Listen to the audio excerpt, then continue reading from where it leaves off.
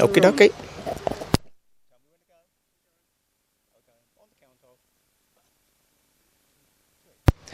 I'm with one of the several father and son teams in racing, and in the Superstox in this case, Steve Hamilton here is one of the veterans of the formula, whereas Luke has been at it, I was surprised to find, almost 10 years himself, and both of them are what you might call hardcore Superstox men. Rarely a meeting goes by. Steve, tell me, how long exactly have you been in racing and what got you into it in the first place? 1976. I went to watch a meeting at the old Aldershot. I actually watched 2 meetings there and I had to go and get a car.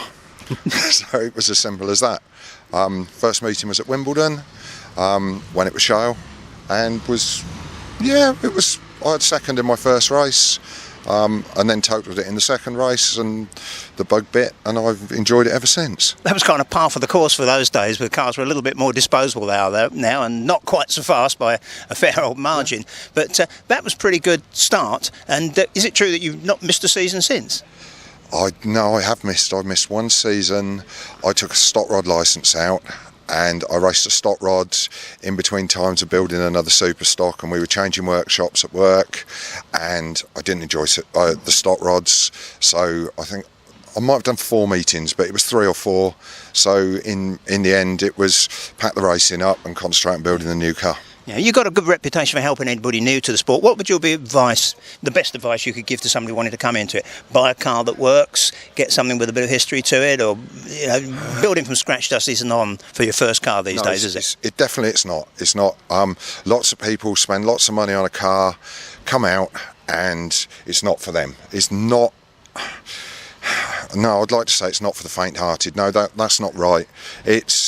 There's a lot of behind-the-scenes work in setting a car up, and to buy a car that is got a little bit of history behind it is better. But to buy a car, talk to someone who's racing, get some advice from them, because everyone drives differently, so the car's set up differently, but there is a basic setup to start from. Yeah. And if you get that set up, then you can work from that. And of course there's always somebody like yourself who will give out good advice, and that we've seen you do that and try and bring on a lot of drivers, some of whom stayed around the sport, some of whom haven't.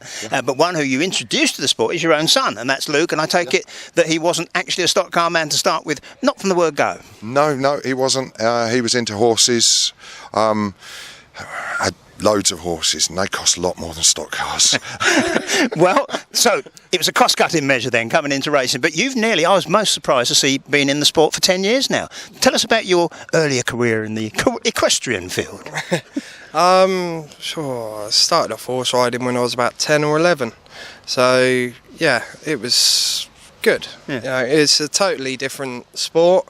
There's an animal with a brain in front of you and it can do its own thing, which you sometimes think that cars can do their own thing as well when you get in there and drive them in different conditions.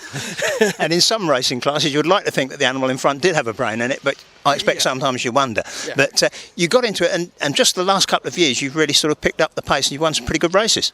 Yeah, I'd like to think I've got the hang of the car now and know how to alter it for what I can feel the car's doing. Having a bit of fun trying to keep engines together at the moment. They keep on going pop. But yeah, we have noticed there's been a lot of oil slicks and explosions going on around there, but I mean, you kind of go through phases like that. But do you still build your own engines at home? Yes, we do. Struggled with getting the machining done for this Wednesday night, sorry. So I've actually borrowed one off David Miles, so fingers crossed we don't have a hat-trick of 3 on engines. No, we certainly hope that doesn't happen, but what if your dad gave you one particular good bit of advice when it came to racing, what would that have been? Build it safe. At the end of the day, you're in the car, and not to go weak, and make sure you've got plenty of crosses and strengtheners in there. Yep, you can't say fair in that, because safety is something that's very important to these Superstox guys. The cars are well built, they're fast, and there's a little bit of contact. We'll be seeing some of that later on this evening, but thank you very much, Steve and Luke, for your words. Thank you very much. See in Suffolk mode. We're with one of East Anglia's finest now, from the Suffolk side of the border. Made that mistake before. George Morphy, ace scaffolder, ace race driver. He's in the 2-litre stock cars, runs in the Superstock. Let's start again. Don't gabble. We're going about to... You see these outtake shows, you think, how does that happen? Well, it happens once you start doing it. Of course. That's why there's lots of clues. We're in the pits with one of East Anglia's finest. It's George Morphy, scaffolder for a living, and when he's not doing that, he's racing stock cars and doing it very well too.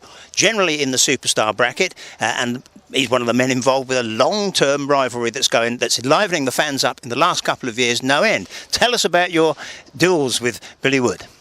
Well, me and Billy, sometimes we haven't seen eye to eye, but you know, when you're racing on the same patch of ground, you want to be in front all the time. So we generally make sure we move each other no matter what.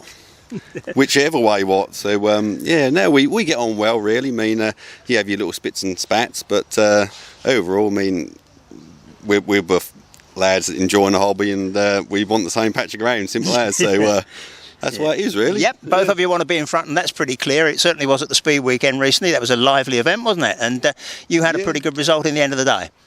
Yeah, I managed to sneak a second in the big final at the end, but you know, you get caught up and there's plenty of cars out there, so you really just have to keep your head down and make the right moves at the right time, and lady luck be with you. You might be able to get there, but second I was happy with it. Well, when I interviewed you for Short Circuit magazine a couple of years ago, you were still doing the lightning rods as well, but you've put those behind you now, have you? So it's 2 litre stock cars, plus of course you've got young Will out in the mini stocks. How's that going? Yeah, of course. We're struggling with Will a little bit with the car and what have you, but I had to back off the lightning rod side of things because, you know, I was running 2, 3, 4 formulas at one stage, and I'm down to 2 now, so I should be doing better really, and so should Will. But time and money and work and everything, you know, it takes its source, and but we have to just keep digging at it and plugging away, and eventually you get where you want to be if you're determined enough. It's been a pretty disgusting year for weather, really. I mean, that's affected the racing on the track, but has it affected your business as well?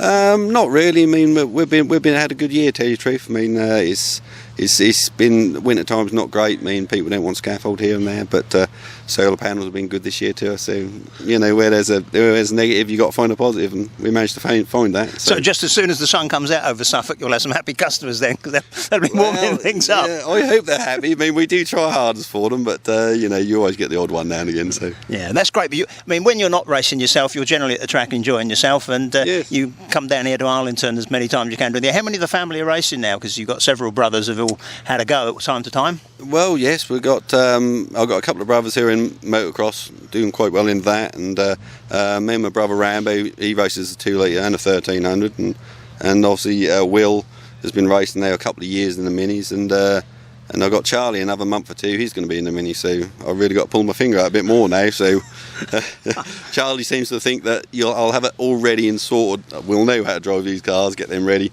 by the time he comes into it. Lots of practice on the Xbox for him. Lots of hours in the workshop for you. Of course, that's the way it is. But that's where meetings are won in the workshop. We've got to get in there more. George, always a pleasure to talk to you. Thank you very much, and it's good to see you again. All the best. Cheers. Thank you.